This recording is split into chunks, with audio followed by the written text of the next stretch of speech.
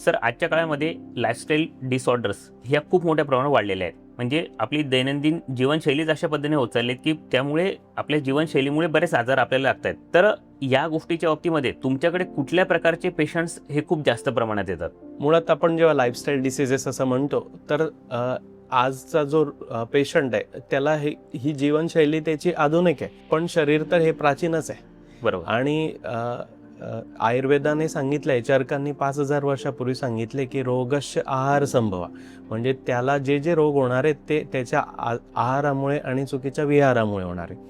हे अगदी 5000 वर्षापूर्वी सांगितलंय आणि त्यानंतर आता अगदी सगळं पाणी उलटून गेलेलं आहे. तर त्याची आधुनिक जीवनशैली इतकी खराब झाल्यामुळे त्याला वेगळे आजार होतात. म्हणजे स्पेसिफिकली लठ्ठपणा आहे किंवा डायबिटीस आहे, हायपर टेन्शन आहे किंवा ब्लड प्रेशर आपण त्याला म्हणतो, किंवा पचनाचे विकार आहेत, मायग्रेन आहे, त्वचेचे विकार आहेत जसं सोरायसिस आहे किंवा एक्झिमासारखे आजार आहेत, पोटाचे विकार IBS इरिटेबल बाउल सिंड्रोम आम्ही त्याला म्हणतो, किंवा अगदी कॅन्सरसारखे. असे सगळे पेशंट्स हे लाईफस्टाईल त्यांची खराब झाल्यामुळे निर्माण होत आहेत. म्हणजे आजार स्पेसिफिक लाईफस्टाईल खराब झाल्यामुळे आजार व्हायला लागलेले आहेत. आपण लाईफस्टाईलवर काम केलं किंवा आपल्या आहारावर काम केलं त्याचा परिणाम नक्कीच होऊ शकतो. हो, निश्चितच.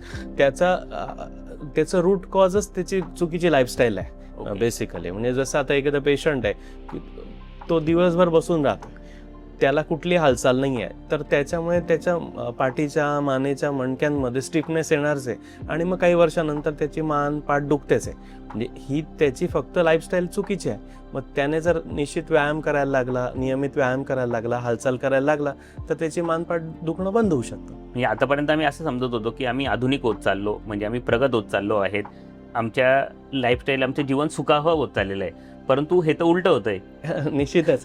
कारण काय होतंय की त्याला असं वाटतंय की आज तो पूर्ण कम्फर्टेबली बसलेला आहे, म्हणजे तो AC ऑफिसमध्ये बसला आहे, AC गाडीमध्ये फिरतोय, पण मुळात आपलं शरीर हे बसण्यासाठी बनलेलंच नाही आहे.